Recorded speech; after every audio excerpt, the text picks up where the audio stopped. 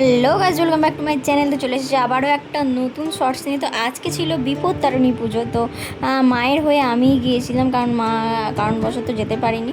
তো সেই জন্য আমাকেই যেতে হয়েছিল। আর মাকে অনেক দিন পর দেখলাম, মানে অনেক দিন পর আমি সেই মন্দিরে গেলাম।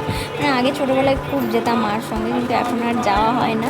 তো দেখতেই পাচ্ছি যে মাকে কত অপরূপ সুন্দর লাগছে, আর মা তো সত্যিই সুন্দর।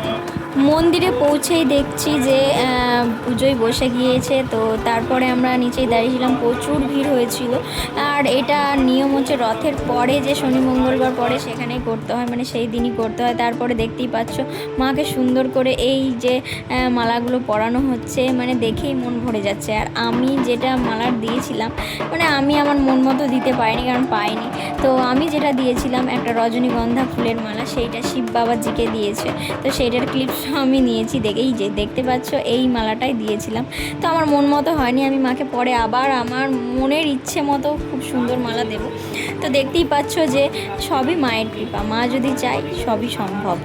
আজকে যে পুজো, বিপত্তারিণী পুজো, তারই ব্রত কথা পড়া হচ্ছিল। তো দেখতেই পাচ্ছ, আর প্রচুর ভিড়। তারপরে এখানে মায়ের আরতি হচ্ছিল, আর তার আগে আমাদের মানে পুষ্পাঞ্জলি হয়ে গিয়েছিল। তারপরে আরতি হচ্ছিল, সেই ক্লিপসটা আমি নিতে পারিনি, কারণ পুষ্পাঞ্জলি দেওয়ার সময় আমি কীভাবেই বা ক্লিপসটা নেবো বলো তোমরা। আর সে আমার পাশে কেউ ছিল না যে তাকে বলবো। আর মানে এই পুজো কে কে তোমরা করো নিচে কমেন্টে অবশ্যই জানাও। 13 ফল 13 ফুল 13টা মিষ্টি 13টা লুচি 13টা সুতোই গীত, জাস্ট ইমোশন। তো সবাই মিলে বলো জয় মা বিপত্তারিণী জয়। দেখা হচ্ছে পরে, বাই বাই।